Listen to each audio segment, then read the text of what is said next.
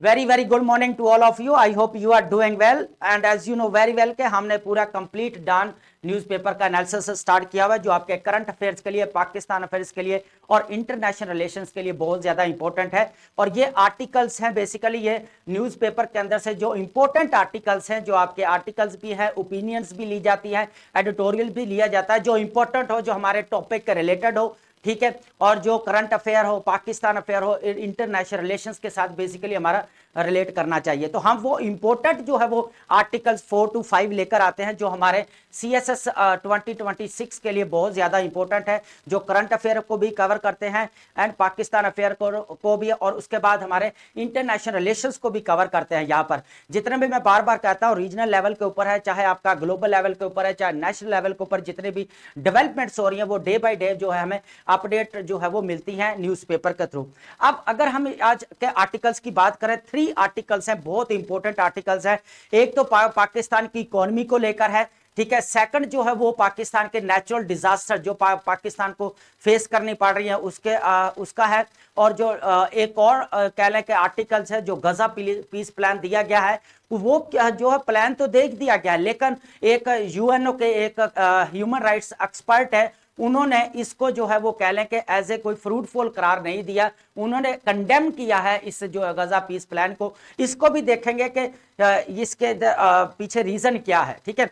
और उसके बाद सबसे पहले हम अगर देखते हैं हमारा आर्टिकल जो इकोनॉमी के ऊपर है, यहां पर इंपॉर्टेंट आर्टिकल है, वहां पर जो करंट अफेयर के पेपर हो चाहे पाकिस्तान अफेयर के पेपर हो, अब वो बात डेट साइकिल की नहीं करेगा, अब वो बात करेगा कि पाकिस्तान इकोनॉमिक ट्रैप जो हुआ है, स्टेबिलिटी के कह लें स्टेबिलिटी टू स्टैग्नेशन की तरफ, क्या होता है स्टेबिलिटी टू स्टैग्नेशन की तरफ। यहां मैं थोड़ा सा आपको ओवरव्यू दे दूं। बेसिकली यहां पर होता क्या है, अगर हिस्टोरिकली देखा जाए पाकिस्तान को, तो पाकिस्तान ने हमेशा एक ही कोशिश की है कि हमारी इकोनॉमी स्टेबिलिटी की तरफ जाए, हमारी इकोनॉमी स्टेबलाइज हो जाए, लेकिन इन लोगों ने क्या क्या स्टेबलाइजेशन से ग्रोथ की तरफ इसको टर्न नहीं किया, बल्कि ये किधर हो गया, ऑटोमेटिक स्टैग्नेशन की तरफ जो है वो मूव कर गया, जो एकदम से क्राइसिस का कह ले के निशान है। उसके बाद कह ले के लॉस हुआ या जमूद हुई, या कह ले जमूद हुई, एक जगह पर रुक गई इकोनॉमी, तो इस तरह जो है। लेकिन अगर देखा जाए तो ग्रोथ की तरफ नहीं गए।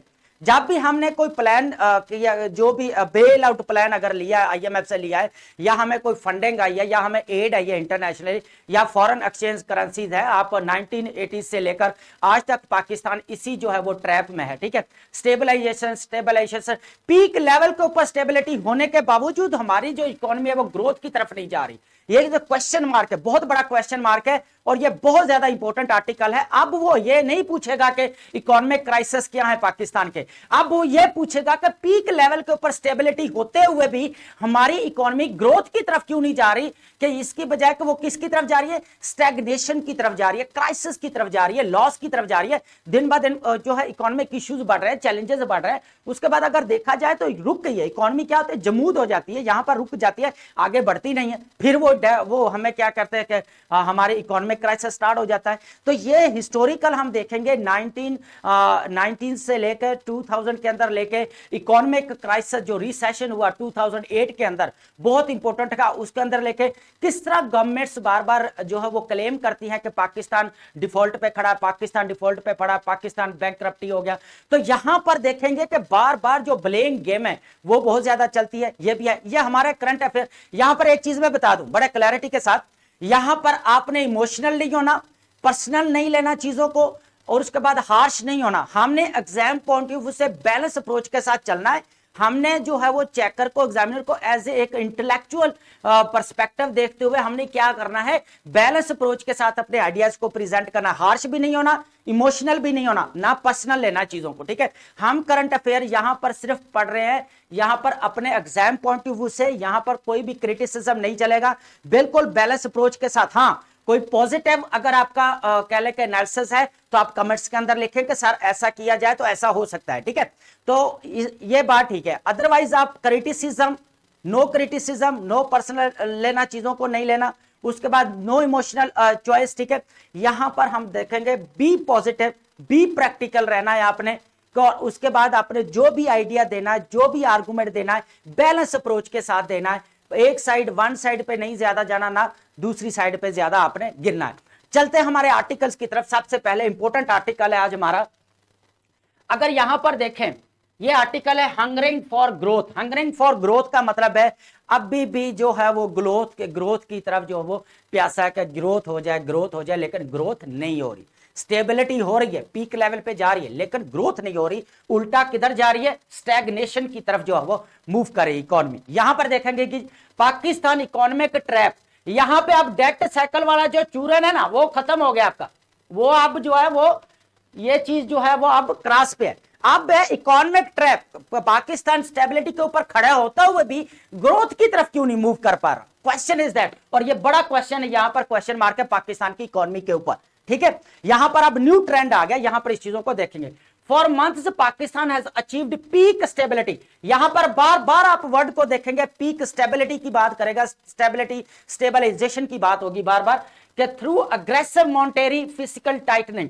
यहां पर होता क्या है? सबसे पहले देखो जी क्या किया जाता है, यहां पर इंटरेस्ट रेट्स बढ़ा दिए जाते हैं, टैक्स जो है वो बढ़ा दिया जाता है, आईएमएफ से बेल आउट मिल जाती है और इकोनॉमी क्या होती है? एकदम से स्टेबलाइज हो जाती है। लेकिन वही इकोनॉमी ग्रोथ की तरफ क्यों नहीं मूव करती?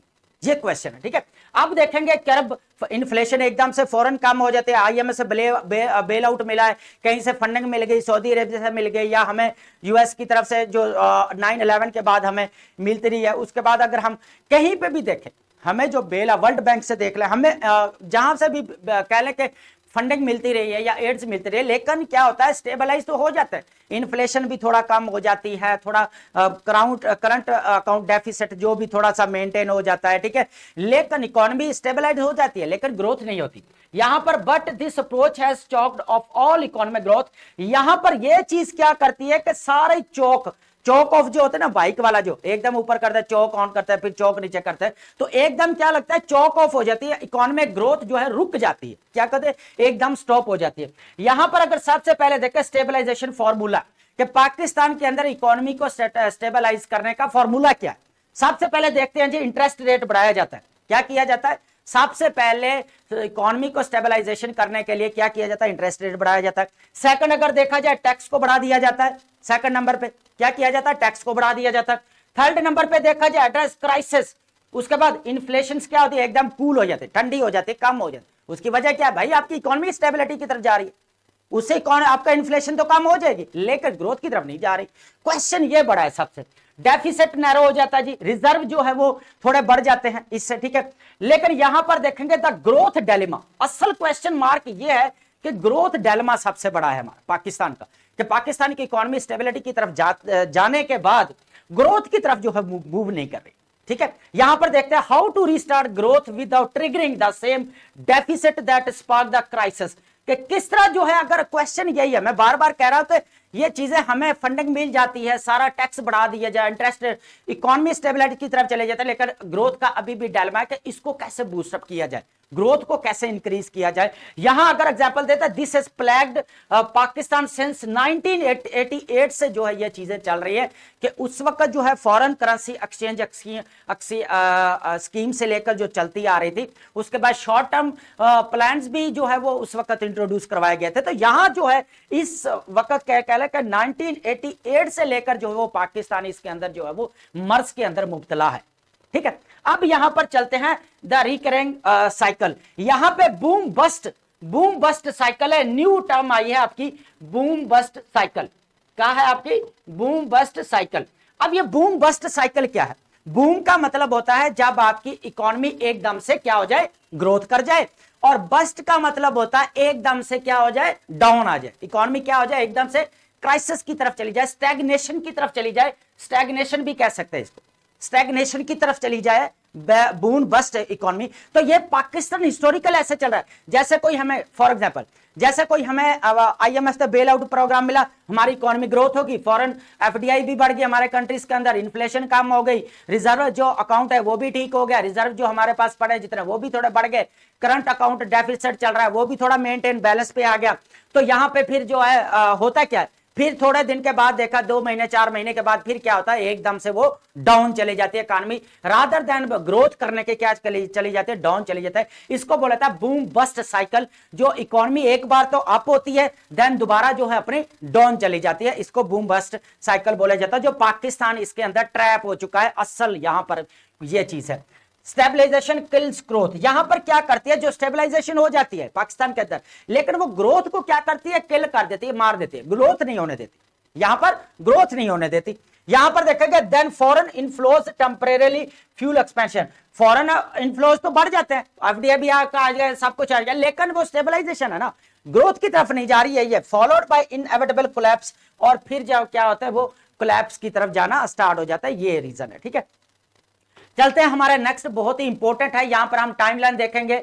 यहां पर अगर देखते हैं थोड़ा सा इसको यहां पर टच करते हैं जी, Pakistan economy remain trapped and low growth, अभी भी आपको पता है लो ग्रोथ के अंदर, स्टेबलाइजेशन के होने के बावजूद भी पाकिस्तान अभी लो ग्रोथ के ऊपर है, लो इन्फ्लेशन इक्विलिब्रियम हमारे पास है जी। यहां पर moving forward towards growth risk regenerating deficits, तो दोबारा जो है वो डेफिसिट की तरफ जो है वो पाकिस्तान जा रहा है, जो बूम बस्ट वाला अभी हमने साइकिल पढ़ा।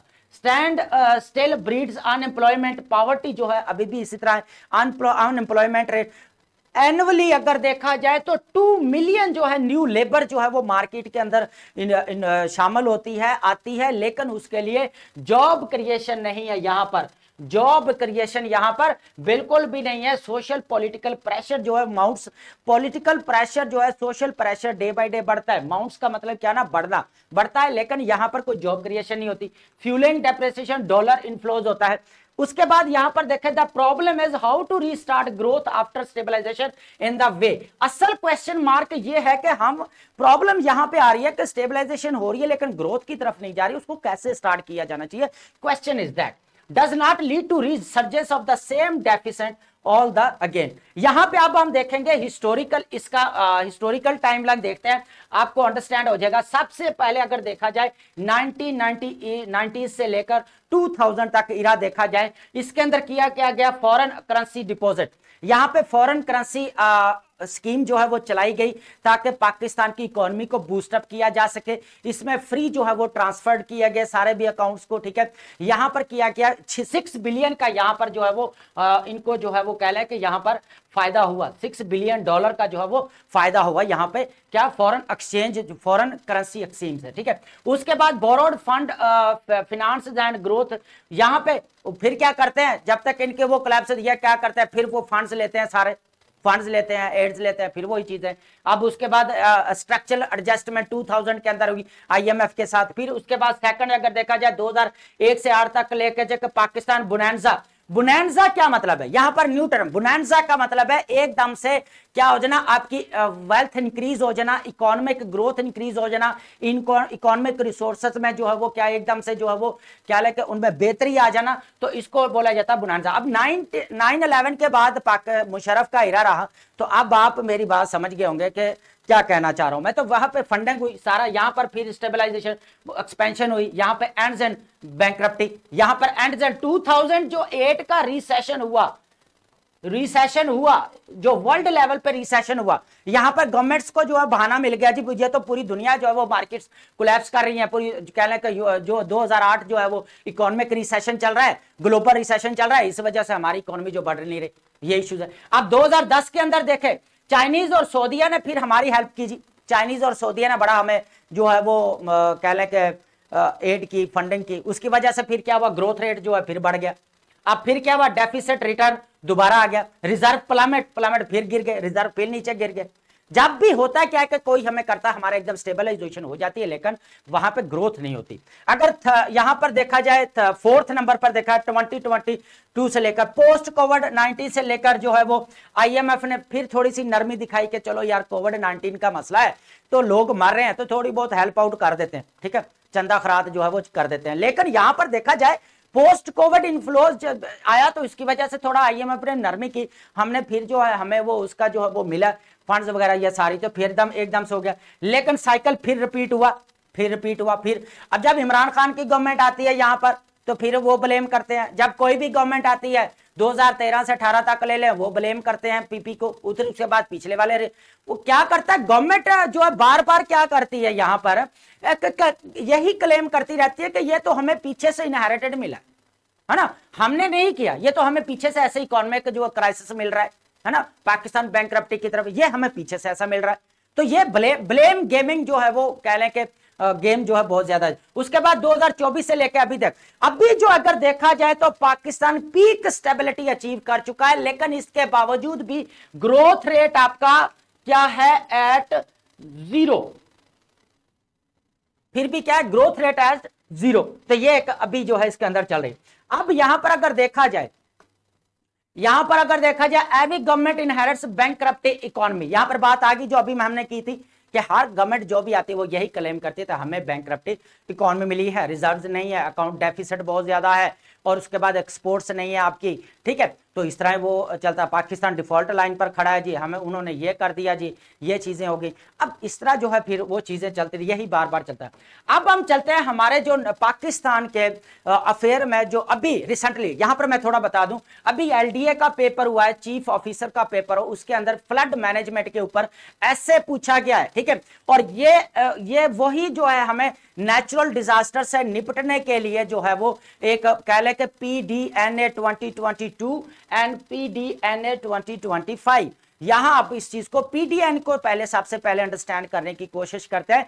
पीडीएन का मतलब होता है पोस्ट डिजास्टर नीड्स असेसमेंट, ठीक है। जो भी नुकसान होता है नेचुरल डिजास्टर से या फ्लड से, जितना भी डैमेज होता है उसका अंदाजा लगाया जाता है कि कितना लॉस हुआ, इकोनॉमिक लॉस से लेके एग्रीकल्चर है, लाइव स्टॉक है, आपका इंफ्रास्ट्रक्चर है, ईच एंड एवरीथिंग जितना भी तखमीना जो है वो असेसमेंट की जाती है कि कितना लॉस हुआ।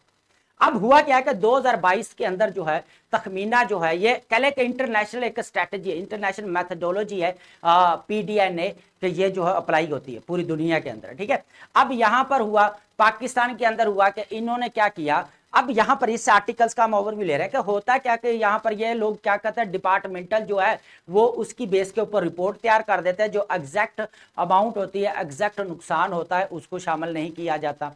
ये एक फ्लॉड मेथडोलॉजी है। उसके बाद अगर देखा जाए कि हमने नेचुरल डिजास्टर में जो नेचुरल डिजास्टर से निपटना कैसे है, उनका मसला कैसे, उनको कैसे जो है वो कह ले के सॉल्व करना है, ना तो रिकवरी का बताती है, ना कह ले के रिकंस्ट्रक्शन का, ना रिहेबिलिटेशन का, ना मिटिगेशन का, ना अडॉप्टेशन का, ना प्रिपेयर्डनेस का, और ना इंस्टीट्यूशनल मैकेनिज्म जो है पीडीएन ने बताती है देती है ताकि नेचुरल डिजास्टर से निपटा जा सके और जितना भी लॉस हुआ है, डैमेज हुआ है, उसका सही असेसमेंट की जा सके ताकि नेक्स्ट जो है इसका सोल्यूशन निकल सके।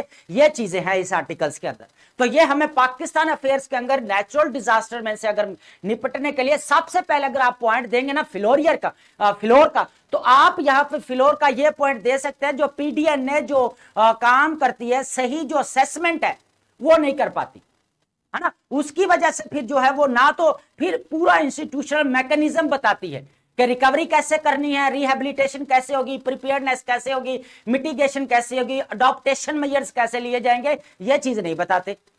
अब ये बहुत इंपॉर्टेंट आर्टिकल है आपका, चलते हैं इसको जो है थोड़ा देखते हैं।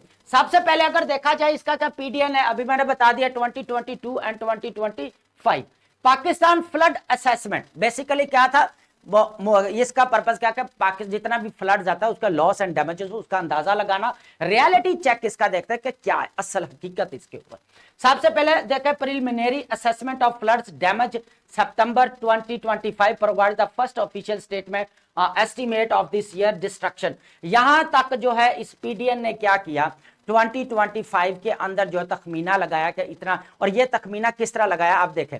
अब ये 2022 का हुआ ना, वही डिपार्टमेंटल क्या किया इन्होंने पढ़े हैं डॉक्यूमेंट्स उठाया, वही रिपोर्ट जो है वो पब्लिश कर दी, लेकिन सही एग्जैक्ट अमाउंट में नहीं लगाया। To build at 25 post disaster जो बनाई गई थी किसके ने the post disaster needs assessment, it is critical raise question about effective climate adaptation and disaster resilience measures. इसके अंदर जो है पीडीएन जो है वो फेल रही है, इसने कोई प्रॉपर मैकेनिज्म नहीं बताया।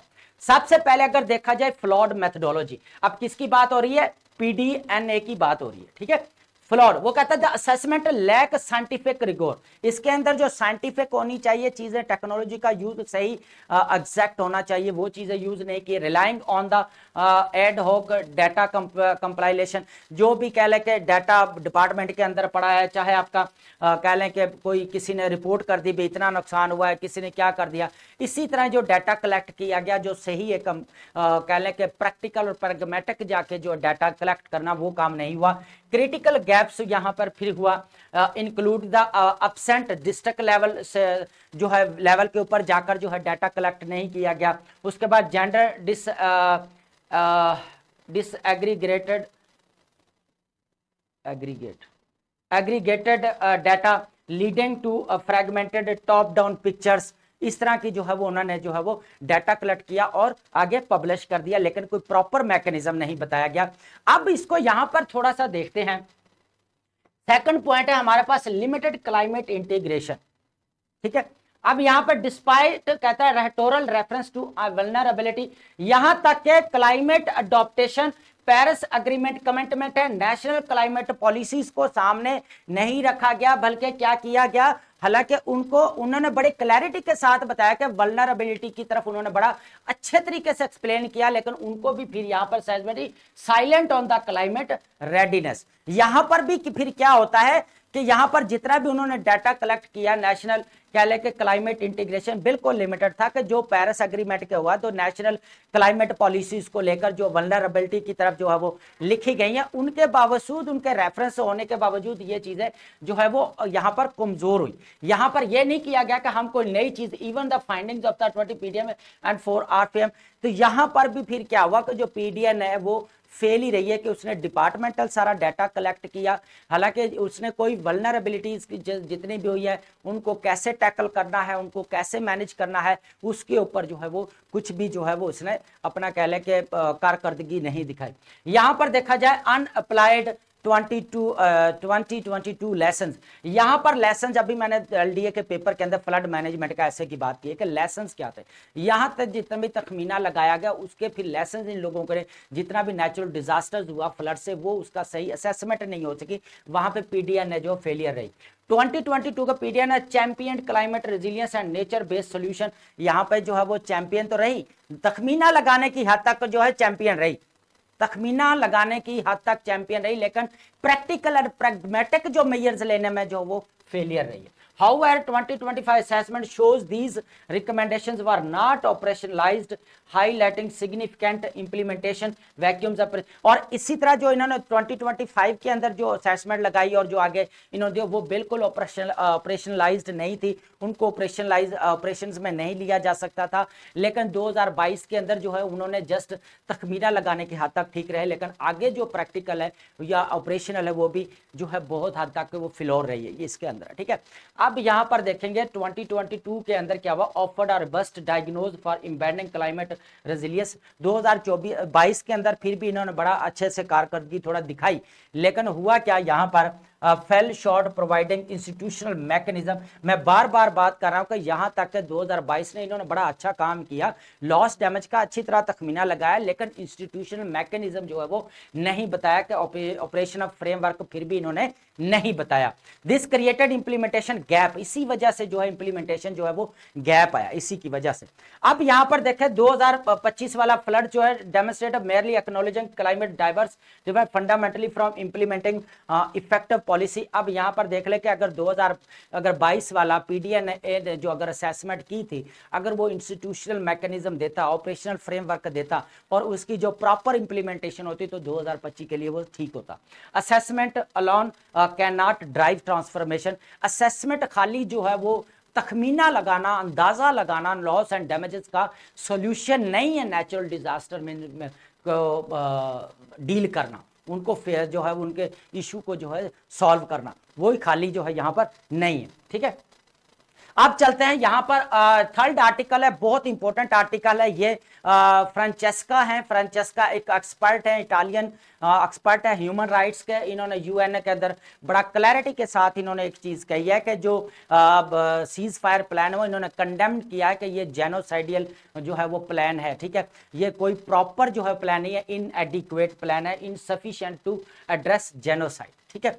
या इस चीज को देखते हैं। ये बहुत इंपॉर्टेंट स्टेटमेंट्स है, इसको नोट कर ले। ये गजा के ऊपर, करंट अफेयर के ऊपर अगर क्वेश्चन आता है कि पीस प्लान देने के बाद अब नेक्स्ट स्ट्रेटजीज क्या होंगी, तो ये एक्सपर्ट है इनकी, जो आप स्टेटमेंट नोट करके लिखें, नोट करके रखें, ठीक है।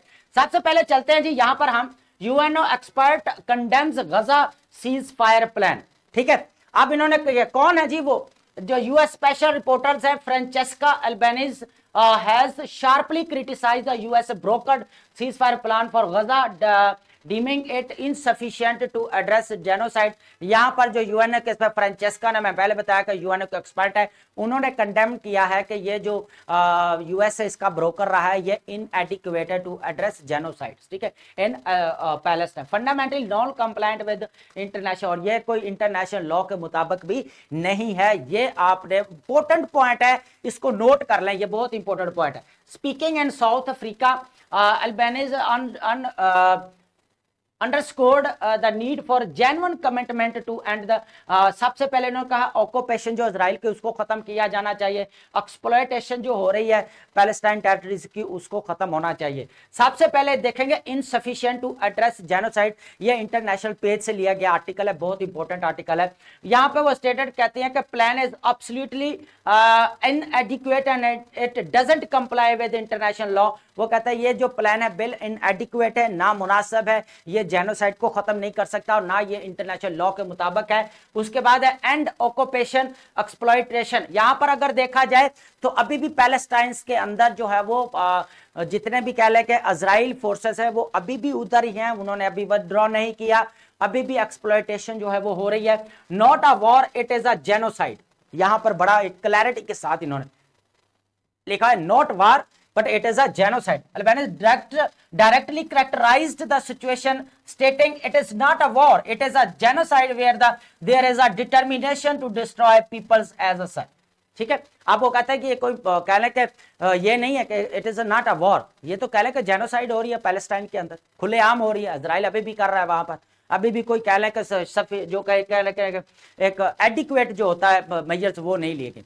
अब नेक्स्ट अगर हम यहां पर बात करें, यहां पर हर remarks align with acquisition from UN investigators and several human rights groups, और ये इस तरह के जो रिमार्क्स हैं एक्विजिशंस के विद किसके साथ है, जितने भी यूएन इन्वेस्टिगेटर्स हैं, जितने से ह्यूमन राइट्स ग्रुप्स हैं, including Amnesty International and human Rights Watch हैं, who also alleged genocide in Gaza, international जितने भी हैं international Amnesty International and human rights जितने भी, उन्होंने भी इस चीज को कंडेम किया कि गजा के अंदर जेनोसाइड हो रही है।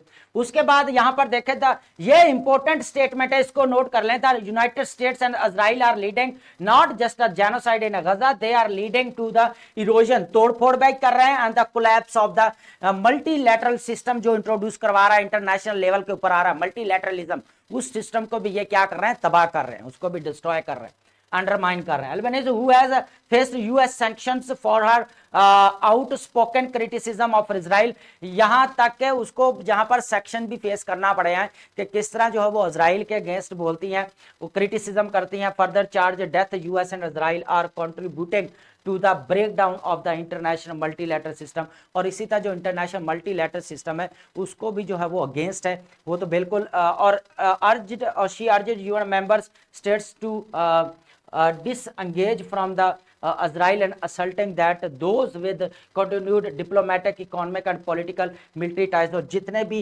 मिलिट्री हैं, डिप्लोमेटिक है, इकोनॉमिक है, पॉलिटिकल है, इकोनॉमिक टाइज हैं, वो भी जो है वो डिसंगेज होने चाहिए। तो ये सारी चीजें इस आर्टिकल से, ये बहुत इंपॉर्टेंट स्टेटमेंट्स है, इनको नोट कर लें प्लीज।